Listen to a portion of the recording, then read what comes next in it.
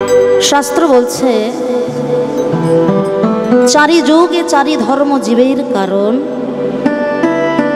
আর এই কলিযুগের ধর্ম হরি নাম সংকীর্তন। नाम संकीर्तनं यशो सर्व पाप प्रणशनं प्रणाम दुख शमनं त्वं नमामि हरिं परम। যার নাম শ্রবণে জীবের সকল পাপ তাপ দূরীভূত হয়ে যায়, যাকে প্রণাম করলে জীবের দুঃখরূপী সমন দূরে চলে যায়, সেই প্রেমময় শ্রী চৈতন্য মহাপ্রভুর উদ্দেশ্যে আমরা প্রণাম জানাই। আজ এই হরিবাসর প্রাঙ্গণ যেন মধুময় ইষ্টধাম বৃন্দাবন ধামে পরিণত হয়েছে, যেখানে হয় হরিনাম সংকীর্তন, সেই স্থান মধুময় ইষ্টধাম বৃন্দাবন। আর যেখানে ভক্তের বাস সেখানে ভগবান তো আসবেনই, তাই তো? ভগবান তো নিজেই বলেছেন, আমা হতে আমার ভক্ত বড়, ভক্ত আমার মাতা পিতা, ভক্ত আমার গুরু, ভক্ততে রেখেছে নাম বাঞ্ছা কল্পতরু। ভক্ত যদি খাওয়ায় আমায় তবে আমি খাই, আর ভক্ত না খাওয়ালে আমি উপবাস যাই। আপনারা আমার কথাগুলো পরিষ্কার বুঝতে পারছেন তো? বেশ। ভগবান ভক্তের কাছে কি চান? শুধু তার অন্তরের ভক্তি, প্রেম, অনুরাগ, এইটুকুতেই ভগবান জন্ম জন্মান্তর বাঁধা পড়ে যান, তাই না? দেবঋষি নারদ একদিন মনে মনে চিন্তা করছেন যে আমি তো অহর্নিশি আমার এই বিনা যন্ত্রে নারায়ণেরই গুণগান করি, তাহলে আমি হয়তো প্রভুর সব থেকে প্রিয় ভক্ত, তাই না? দাদা, এই দিকের পাখাটা যদি একটু বন্ধ করে দেন খুব ভালো হয়, বড্ড কানে লাগছে দুটোই। একেতে তো নিজের কথা শুনতে পাচ্ছি না, তার মধ্যে এই পাখার এত আওয়াজ, ফিডব্যাকটা ঠিক পাচ্ছি না আমরা। একটু বন্ধ করে দিলে ভালো হয়, বড্ড আওয়াজ হচ্ছে। জয় রাধে। তা দেবঋষি নারদ মনে মনে চিন্তা করছেন, আমি তো দিবানিশি নারায়ণ ছাড়া আর দ্বিতীয় কিছু জানি না, তাহলে আমি হয়তো ভগবানের সব থেকে প্রিয়জন, কাছের জন, নিজজন। তাই চিন্তা করতে করতে দেবঋষি নারদ বৈকুণ্ঠ ধামে শ্রীহরির কাছে গিয়েছেন। তা ভগবানের কাছে এসে দেখছেন ভগবানের সামনে একটি গ্রন্থ রাখা আছে, একটি বই। তা নারদ ঋষি চিন্তা করছেন, ভগবান আবার পড়াশোনা করে নাকি? হ্যাঁ, আমরা তো ভগবানের গুণকথা কত পাঠ করি, কত পুরাণ আছে, ভাগবত আছে, গীতা আছে, মহাভারত আছে, রামায়ণ আছে, তাহলে ভগবান আবার পাঠ করছেন, ভগবানের কাছে এই গ্রন্থটা কিসের? ভগবানকে জিজ্ঞাসা করছে, হে দয়াময়, তোমার সামনে এই গ্রন্থটা কি কারণে?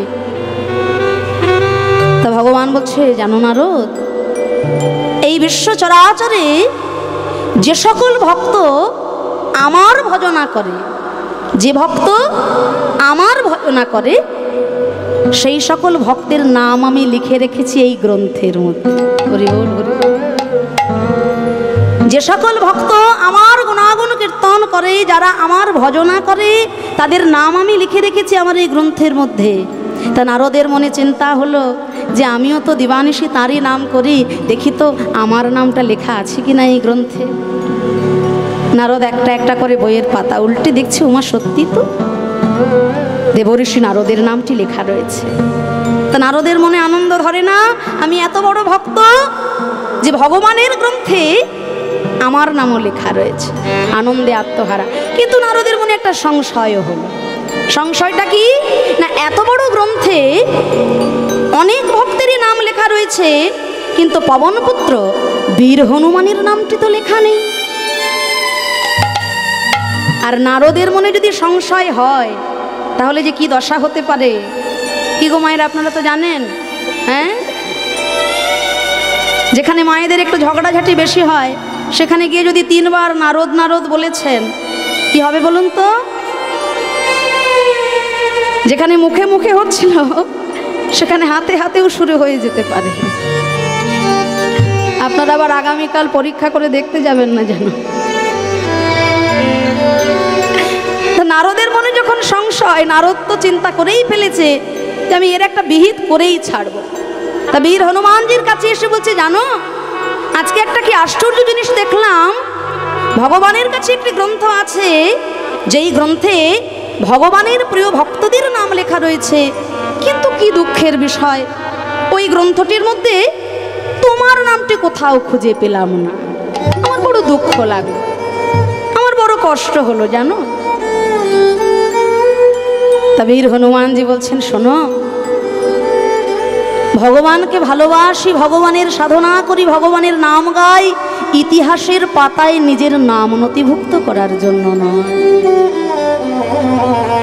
তার চরণে যদি আমার নামটা লেখা থাকে এতেই আমি ধন্য। তার ভক্তের গ্রন্থে আমার নামটা লেখা আছে কি না তা নিয়ে আমার কোনো মাথা ব্যথা নেই। নারদ চিন্তা করলো কিছু কাজ হলো না এখানে। আবার একদিন নারদ মুনি ভগবানের কাছে গিয়েছেন, তা শ্রীহরির সামনে দেখছেন আজকে অন্য একটি গ্রন্থ রাখা আছে, আগের গ্রন্থটির মতো এটা নয়, এটা একটু আলাদা। তো আবারও তার মনে সংশয় হলো।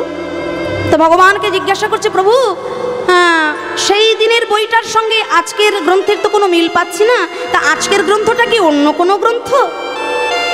ভগবান বললেন, পড়েই দেখো না নারদ।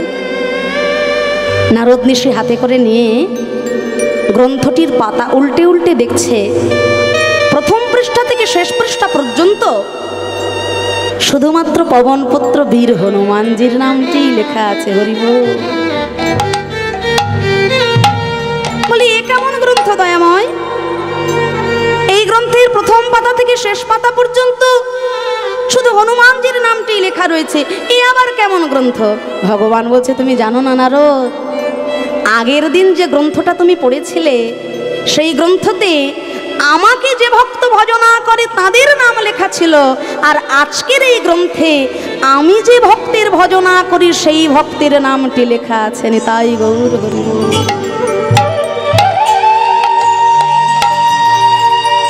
রাধে রাধে। যে যথমাং প্রপদ্যন্তে তাংস্তথৈব ভজাম্যহম মমো বর্তানুবর্তন্তে মনুষ্য পার্থ সর্বস্য। যে ভক্ত আমাকে যেমনভাবে ভজনা করে, যে ভক্ত আমাকে যেমনভাবে ডাকে, আমিও তাকে তেমনভাবেই ভজনা করি।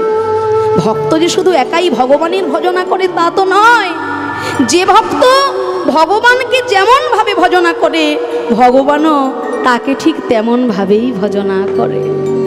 তাই আগের দিনের গ্রন্থে যে সকল ভক্ত আমার ভজনা করে তাদের নাম লিখেছিলাম, আর আজকের এই গ্রন্থে যে ভক্তের ভজনা আমি ভগবান নিজে করি তার নামটি লিখে রেখেছি।